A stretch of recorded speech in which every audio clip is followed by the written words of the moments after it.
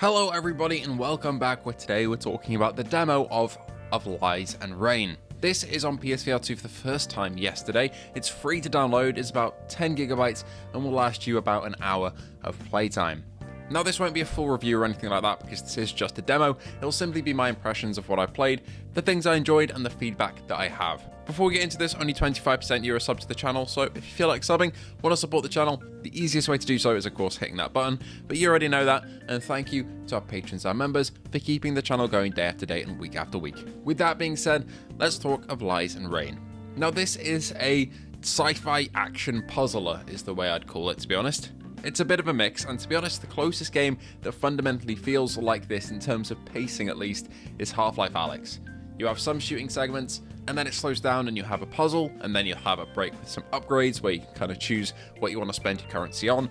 In Half-Life Alyx's case, resin, and in this case, GPUs, which are genetic processing units.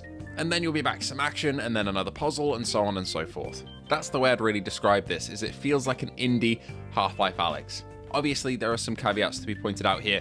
Don't go into this demo expecting Half-Life Alyx quality assets, sound, music, or visuals, of course.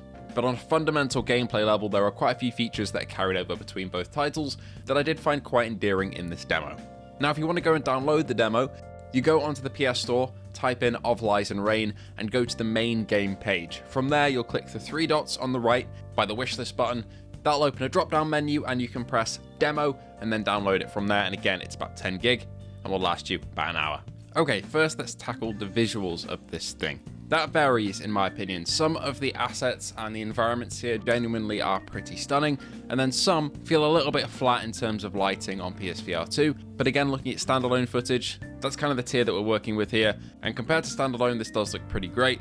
And I gotta say, the game's use of the OLED panels is also pretty fantastic, especially when going into like the Tron style levels is all I can call them, which break up the gameplay every now and then. You really get a proper flash of color, and that looks great on the PSVR2.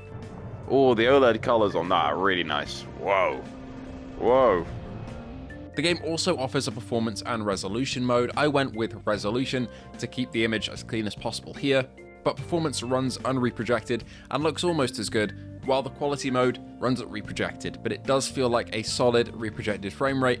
Feels like 60 to 120 instead of like 55 or 50 to 120 that we've seen with other releases such as Firmament recently. So the reprojection doesn't feel awful, but it is there in that mode. But again, you can choose. You can also choose the social screen as well. So if you want to adjust the FOV of the social screen, then you can do, which is maybe a first for PSVR2 in terms of actually being modular and how you want to display it. I opted to just go with the normal one though, because the custom social screen output did lower the frame rate to about 30 FPS, which obviously isn't very nice for your eyes, but I'd like to see that maybe ironed out a bit for the full release so it's actually usable for creators. That would be great, and I'm assuming it will be because there is an option for 60 FPS on the screen. It just doesn't really work, you're stuck to that 30, but it's great to see this included. There is a little bit of aliasing and shimmer on some objects in the further distance, but overall it's a pretty clean looking image for Of Lies and Rain here.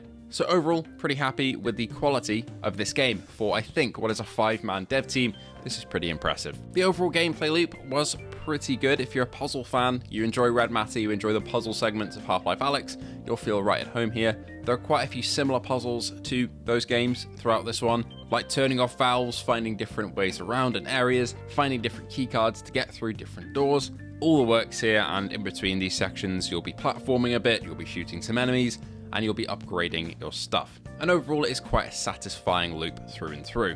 But if you get frustrated at puzzle games, which I gotta be honest, sometimes I do, you might get a bit annoyed at different stages throughout this game, but to be honest, I didn't find it too difficult. Now, I also want to address the fact that this is getting a lot of Half-Life Alyx comparisons.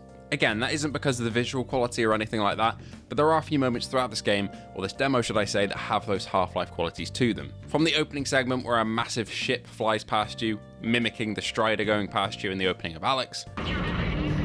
ADE, okay, so there's a corporation. Holy fuck. Drones? Whoa. Remember anything? To a gravity glove upgrade, which allows you to pick up objects from far away, just like in Half-Life Alyx, to liquid simulation inside bottles of beer and wine, just like Half-Life Alyx. Trying to get some better lighting on this. You can see there's actual stuff in here. Look, you can see there's liquid in the bottle.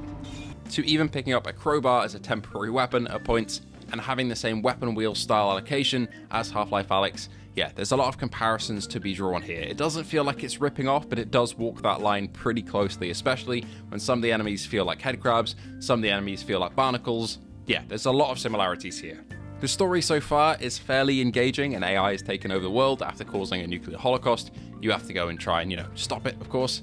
The voice acting for your character did leave a bit to be desired for me, and some of the writing again was a bit on the nose, but I've heard far worse in indie VR games.